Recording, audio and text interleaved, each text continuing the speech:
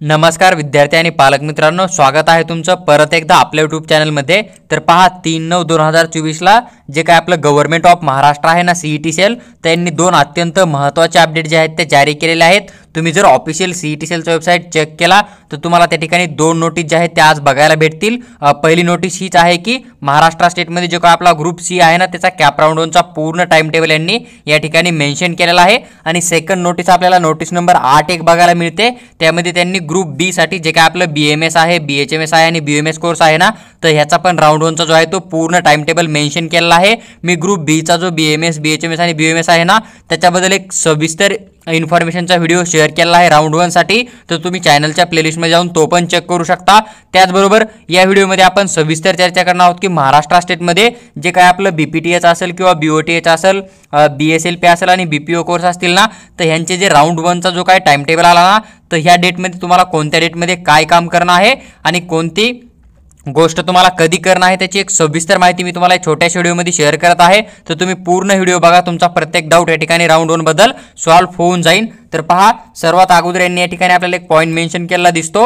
यांनी या ठिकाणी मेन्शन केलं की आपल्याला एक पब्लिकेशन ऑफ सीट मॅट्रिक्स मिळते, म्हणजेच आपल्याला बीपीटीएच, बीओटीएच, बीएसएलपी आणि बीपीओ कोर्सची जी आहे ती एक सीट मॅट्रिक्स मिळणार आहे। 9/9/2024ला आपल्याला सीट मॅट्रिक्स दिली जाईल। आता सीट मॅट्रिक्स काय राहते, तर राऊंड 1ची जी सीट मॅट्रिक्स आहे ना, तर त्यामध्ये पूर्ण कॉलेजची नाव तुम्हाला बघायला भेटतील की राऊंड 1 मध्ये टोटल गव्हर्नमेंट कॉलेज किती येत आहे, प्रायव्हेट कॉलेज किती येत आहे समजा प्रत्येक कोर्ससाठी, आणि त्यामध्ये कोणत्या कॉलेजमध्ये तुमच्या कॅटेगरीसाठी किती जागा आहे समजा, आणि टोटल इंटेक कॅपॅसिटी किती, त्यातल्या समजा तुमच्या कॅटेगरीच्या हिशाला किती जागा येत आहे, टोटल गव्हर्नमेंटमध्ये तुमच्या कॅटेगरीच्या किती जागा आहे, टोटल प्रायव्हेटमध्ये तुमच्या कॅटेगरीच्या किती जागा आहे ना, तर ह्याची पूर्ण इन्फॉर्मेशन तुम्हाला सीट मॅट्रिक्समध्ये दिली जाते। आणि 2024 साठी ऑफिशियली किती कॉलेज पार्टिसिपेट करणार आहे जे की स्टेट गव्हर्नमेंटच्या परमिशनचे आहे समजा, तर हा पण एक पूर्ण डाटा तुम्हाला जो आहे तो सीट मॅट्रिक्समध्ये दिला जातो, जी की आपल्याला 9/9/2024ला मिळणार आहे। त्यानंतर सेकंड पॉईंट हाच आहे की आपल्याला एक सीट मॅट्रिक्स आल्याच्यानंतर ऑनलाईन चॉईस फिलिंग करणं पडते, म्हणजे कॉलेजचे नावं टाकणं पडतात सर्व कोर्ससाठी ग्रुप सीच्या। तर तुम्ही समजा तुमची जी चॉईस फिलिंग आहे ती 9/9/2024 पासून 11/9/2024 अप टू 6 PM पर्यंत तुम्ही तुमची चॉईस फिलिंग जी आहे ती या ठिकाणी कंप्लीट करू शकतात। जे विद्यार्थी राऊंड 1 मध्ये चॉईस फिलिंग करतील त्याच विद्यार्थ्यांना जे आहे ते राऊंड 1 मध्ये अलॉटमेंट केलं जातं, ही पण गोष्ट तुम्ही लक्षात घेऊ शकतात। ज्यावेळेस तुमचा राऊंड 1चा चॉईस फिलिंग कंप्लीट होईल ना, तर तिथून पुढे तुम्हाला एक दिवसानं जे आहे ते declaration of cap round 1 selection list दिली जाते। अलॉटमेंट लिस्ट तुमची 12/9/2024ला येणार आहे ग्रुप सी ची।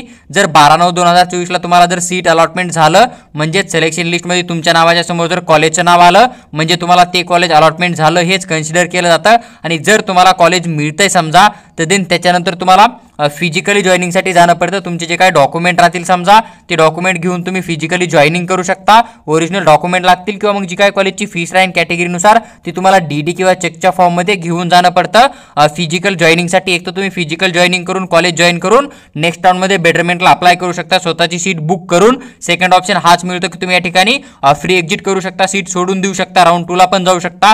पण जर तुम्ही सीट सोडून राऊंड 2ला जाताय, देन राऊंड 2 मध्ये तुमच्यापेक्षा जास्त स्कोरवाला विद्यार्थी जर सेम कॉलेजला चॉईस फिलिंग करणार आहे, तर देन तुम्हाला ती सीट मिळेल नाही मिळेल तो कंडिशन वेगळा राहून जातो।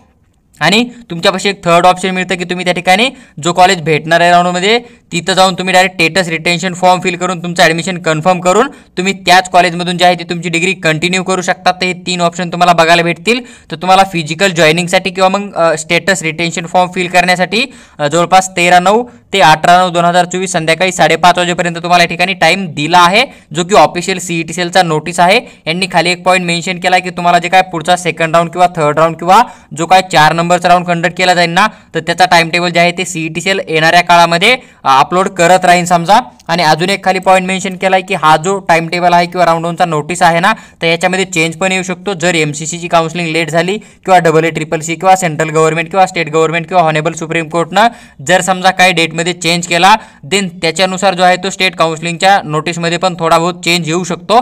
तर पहा, ही एक अपडेट होती जी की अत्यंत महत्त्वाची होती। जे विद्यार्थी की ग्रुप सी मध्ये काउन्सिलिंग करताय, तर तुम्हाला जी काही चॉईस फिलिंग आहे ती करणं कंपल्सरी आहे आणि तुम्ही चॉईस फिलिंग केला तरच तुम्हाला अलॉटमेंट केलं जातं। आता बीएमएस, बीएचएमएस राऊंड 1चे रूल काय राहतील, त्याचबरोबर बीपीटीएच, बीओटीएच जे आहे ना, तर यांचे पण राऊंड 1चे काय रूल राहतील समजा, त्याच्याबद्दल मी तुमच्याबरोबर एक सविस्तर व्हिडिओ शेअर करेल। तर तुम्ही चॅनलला सबस्क्राईब करून आमच्यासोबत जोडून राहू शकता। किंवा तुम्हाला काउन्सिलिंगबद्दल काही डाऊट असेल किंवा तुम्हाला आमचा पेड काउन्सिलिंग जॉईन करायचं असेल किंवा तुम्हाला पर्सनल गाईड हवा असेल, तर तुम्ही आम्हाला व्हॉट्सअपला मेसेज करा। आम्ही तुम्हाला पेड काउन्सिलिंग आणि पर्सनल गाईडबद्दल तिथे सविस्तर इन्फॉर्मेशन नक्की शेअर करू।